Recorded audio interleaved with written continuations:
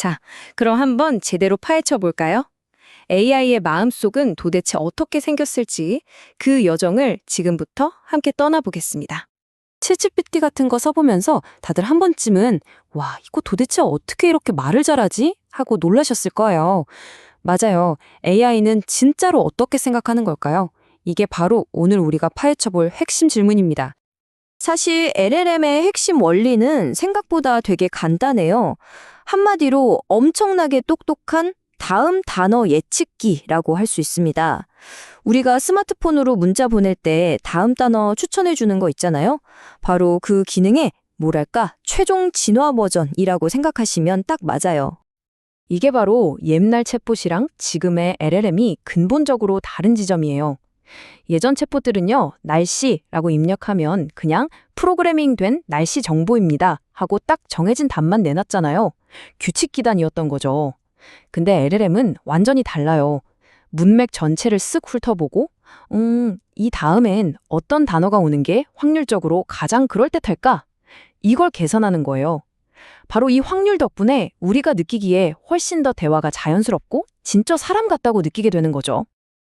자, 그럼 AI가 다음 단어를 예측하려면 일단 우리가 쓴 글자를 이해해야 하잖아요? 근데 문제가 있어요. 컴퓨터는 우리처럼 사과라는 글자를 보고 빨갛고 동그란 과일 이렇게 바로 알아듣지 못해요. 컴퓨터가 아는 건 오직 숫자뿐이거든요. 그래서 모든 글자를 컴퓨터가 알아들을 수 있는 언어, 즉 숫자로 바꿔주는 작업이 가장 먼저 필요합니다. 이 과정은 크게 3단계로 나눌 수 있어요. 첫째, 문장을 잘게 쪼개는 토큰화. 둘째, 쪼갠 조각들을 숫자로 바꾸는 임베딩. 그리고 마지막으로 단어 순서 정보를 입히는 위치 인코딩입니다. 자, 그럼 지금부터 이 3단계를 하나씩 차근차근 뜯어보죠. 첫 단계는 토큰화인데요. 이건 말 그대로 문장을 레고 블록처럼 하나하나 분해하는 거예요. AI가 다루기 쉬운 작은 단위로요. 예를 들어서 AI는 뭘까? 라는 문장이 있다면 이걸 AI는 뭘까? 물음표 이렇게 잘게 쪼개는 거죠. 이 하나하나의 블록을 토큰이라고 부릅니다. 자, 이제 레고 블록처럼 다 쪼갰죠? 그 다음 단계가 바로 임베딩입니다. 각각의 토큰 블록에 고유한 숫자 주소를 부여하는 건데요. 이걸 이렇게 한번 상상해 보세요. 세상의 모든 단어가 들어있는 엄청나게 큰 도서관이 있다고 쳐요. 임베딩은 이 도서관에서 각 단어의 위치를 알려주는 좌표 같은 겁니다. 중요한 건 의미가 비슷한 단어들은 도서관에서 서로 가까운 곳에 배치된다는 점이에요. 이 임베딩이 얼마나 강력한지 보여주는 아주 유명한 예시가 바로 이거예요. 왕의 좌표값에서 남자의 좌표값을 빼고 거기에 여자의 좌표값을 더했더니 신기하게도 여왕의 좌표값과 거의 똑같은 위치가 나오는 거예요. 이게 뭘 의미하냐면요. 단어들 사이의 관계, 그 미묘한 의미 차이가 숫자들의 연산으로 표현된다는 뜻입니다. 정말 대단하지 않나요? 자, 단어들을 숫자로 바꾸는 것까지는 알겠어요. 그럼 이제 이 숫자들을 가지고 도대체 뭘 하는 걸까요? 바로 여기서 LMM의 심장이라고 할 수 있는 트랜스포머 아키텍처가 등장합니다. 그리고 그 안에서도 가장 중요한 비법, 셀프 어텐션에 대해 알아볼 거예요. 한번 생각해 보세요. 제가 그냥 모델이라고 말하면 무슨 뜻인지 알기 어렵죠. 이게 패션 모델인지 아니면 무슨 수학 모델인지 문맥이 없으면 알 수가 없잖아요. AI도 마찬가지예요. 글을 제대로 이해하려면 이 문맥을 파악하는 게 정말 중요합니다. 바로 그 문맥 파악의 핵심 기술이 셀프 어텐션입니다. 이름 그대로 문장 안에서 스스로 셀프, 중요한 부분에 주목, 어텐션 하는 거예요. AI가 문장 전체를 보면서 단어들 간의 관계를 따져보는 거죠. 예를 들어 모델이라는 단어 주변에 패션, 런웨이 같은 단어가 있으면 이 단어들이 중요하구나 하고 거기에 더 집중해서 모델이 사람을 뜻한다는 걸 알아채는 겁니다. 마치 연극 배우들이 서로 눈빛을 주고받으면서 지금 장면의 분위기를 파악하는 것과 똑같다고 생각하시면 돼요. 자, 이렇게 기술적으로 문맥을 파악하는 능력까지 갖췄어요. 그럼 이제 완벽한 걸까요? 그렇지가 않습니다. 기술만으로는 부족해요.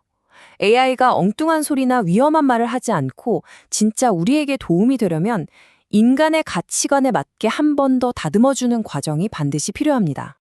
그 과정을 바로 인간 피드백 기반 강화 학습, 줄여서 RLHF라고 부릅니다. 방법은 이래요. 먼저 AI한테 질문 하나를 던지고 여러 가지 답변을 만들어 보라고 시켜요. 그럼 사람이 그 답변들을 보고 이건 좋은 답변, 이건 별로인 답변, 이렇게 순위를 매겨줍니다. 그럼 AI는 이 사람의 평가, 즉 피드백을 보고 배우는 거예요. 아, 사람들은 이런 식의 답변을 더 좋아하는구나 하고 스스로를 계속 고쳐나가는 거죠. 이 과정 덕분에 AI가 더 유용하고 안전한 답변을 하게 되는 겁니다. 네, 지금까지 LLM이 어떻게 작동하는지 그 원리를 살펴봤습니다.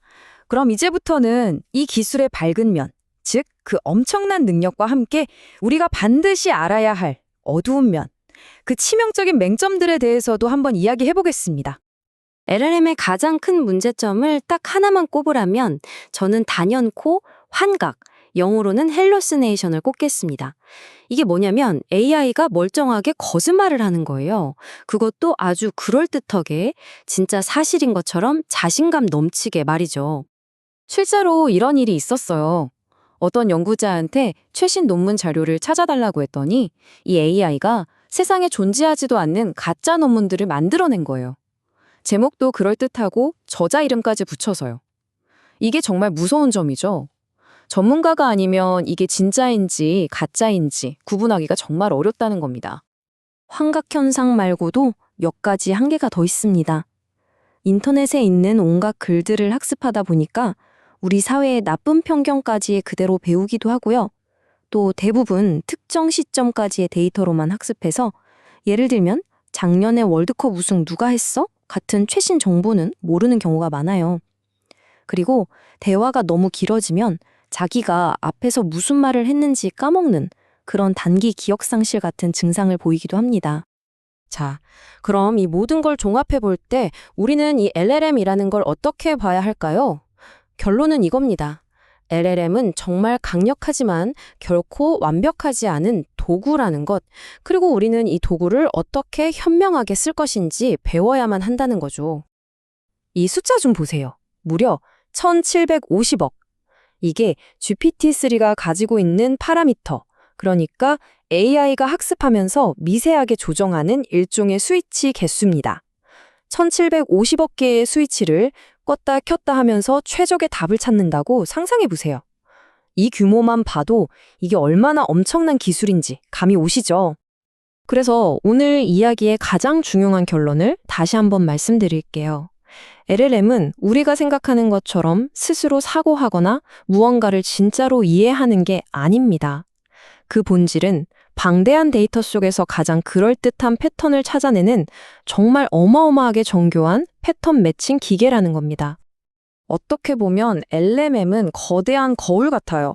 인류가 지금까지 인터넷에 쏟아낸 모든 지식 그리고 편견까지도 남김없이 비춰주는 거울이죠.